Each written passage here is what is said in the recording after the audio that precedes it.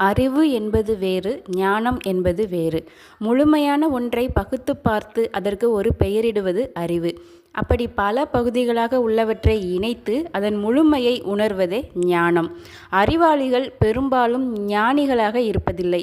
அவர்களுடைய அறிவே அவர்கள் ஞானம் அடைவதற்கான முதல் தடைக்கல்லாக மாறிவிடுகிறது. அறிவிருந்தால் வழியை அறிய ஒரு விளக்கை நீ பயன்படுத்துவாய். ஞானம் பெறும்போது நீயே விளக்காகி விடுவாய் என்கிறது தம்மபதம்.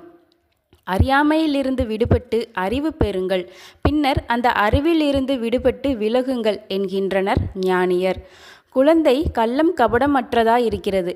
அனைத்தையும் நம்புகிறது, அனைத்தையும் பரவசத்துடன் நேசிக்கிறது.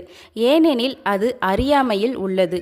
அதனிடமுள்ள அந்த அறியாமை காரணமாகவே குழந்தையை அனைவரும் நேசிக்கின்றனர். வளர்ந்த பின்னர், உலகம் தெரிந்த பின்னர் அதனுள் இருந்த அறியாமை விலகுகிறது. அறிவு அந்த இடத்தை ஆக்கிரமிக்கிறது.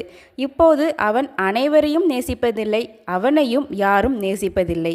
அறியாமை விலகியது போல் அறிவும் விலகும்போது அவனுள் ஞானம் வந்தடைகிறது.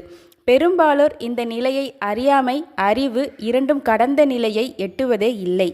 ஒன்று, அவர்கள் முதற்படியான அறியாமையிலேயே வாழ்கின்றனர், அல்லது இரண்டாவது கட்டமான அறிவு பெற்ற நிலையிலேயே வாழ்ந்து மறைகின்றனர்.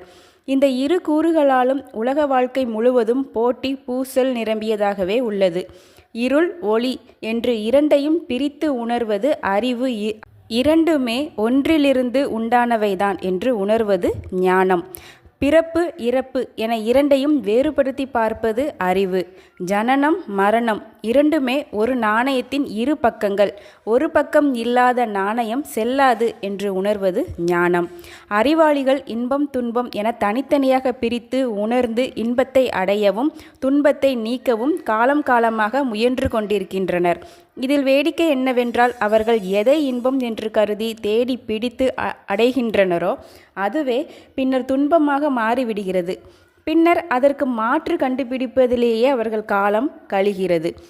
ஞானிகள் இன்பம், துன்பம் இரண்டுமே ஒரே தராசின் இரு தட்டுகள் என்பதை தெளிவாக உணர்ந்து இரண்டையுமே ஒதுக்கி விடுகின்றனர்.